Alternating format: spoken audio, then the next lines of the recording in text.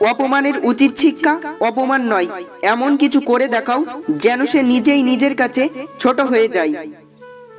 সবকিছুতে যারা অপরের উপর নির্ভর করে থাকে তারা কখনো খুশি হয় না, বরং হতাশাই হয়। খুশি পেতে চাইলে অন্যের উপর নির্ভরশীল না হয়ে নিজেকে যোগ্যভাবে গড়ে তোলো এবং নিজের সব শখ ইচ্ছে নিজেই পূরণ করো। বিনা কারণে যখন দেখবেন আপনার শত্রু বেড়ে গেছে, তাহলে বুঝবেন আপনি একজন সফল মানুষ। ব্যর্থতাই নয়, মানুষ হিংসা করে সফলতায়। নিজের বিশ্বাসের ওপর আজ আমার প্রচুর ঘৃণা হয়।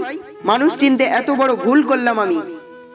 কারো হাত যদি ধরতেই হয় তাহলে এমন ভাবে ধরো যাতে মৃত্যুর আগ পর্যন্ত ধরে থাকতে পারো। পুরনো হলে সবকিছুরই কদর কমে যায়, সেটা জিনিস হোক বা মানুষ।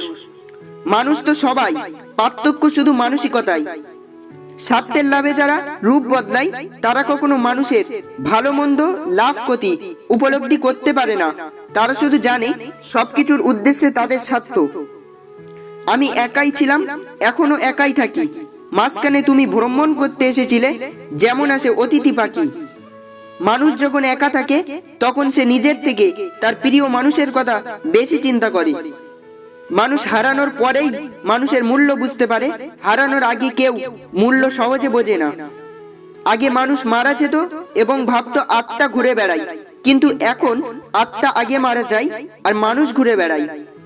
অতিরিক্ত খুশিতে থাকার কথা এবং অতিরিক্ত কষ্টে থাকার কথা কাউকে বলবেন না, কারণ খুশিতে মানুষ নজর লাগায় আর কষ্টে মানুষ লবণ লাগায়।